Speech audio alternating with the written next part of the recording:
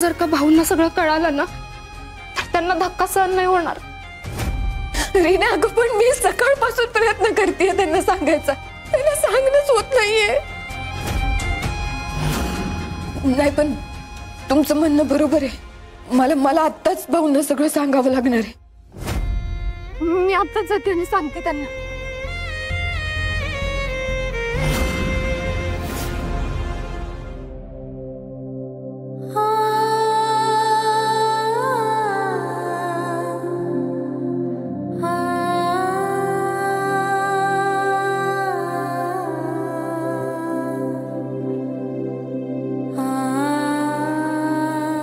भाऊंच्या नजरेला नजर देऊन मी नाही सांगू शकत हे सगळं।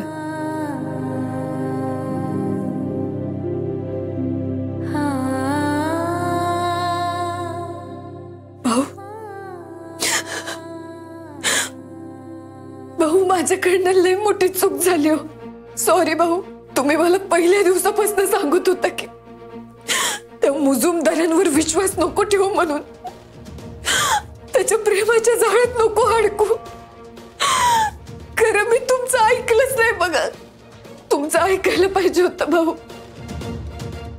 त्याच्या प्रेमात एवढी आंधळी झाले होते ना की माझ्या आयुष्याची पूर्ण वाटच लावून घेतली बघा।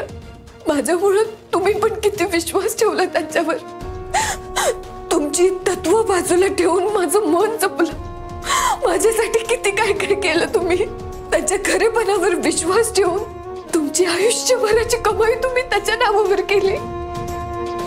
खरं तो माणूस त्या लायकीचाच नाहीये बघा, अजिबात नाहीये। हे सगळं ना माझ्यामुळे झालं, माझ्या मूर्खपणामुळे झालं भाऊ हे सगळं। तुम्ही खरं म्हणायचं भाऊ, मुजुमदारांची जातच फसवी आहे बघा। स्वतःच्या स्वार्थाशिवाय ते कुठलीच गोष्ट करत नाही, त्यांच्या रक्तातच धोका आहे। तो धैर्य पण तसाच निघाला, बसवला भाऊ त्यांनी आपल्याला, विश्वासघात केलाय त्यांना, विश्वासघात केलाय त्यांना।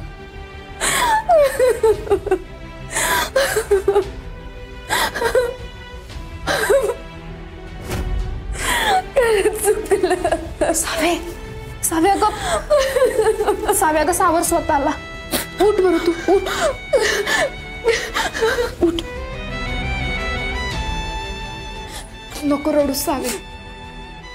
सावे काय ग, आणि तुम्ही दोघे काय करता इथं?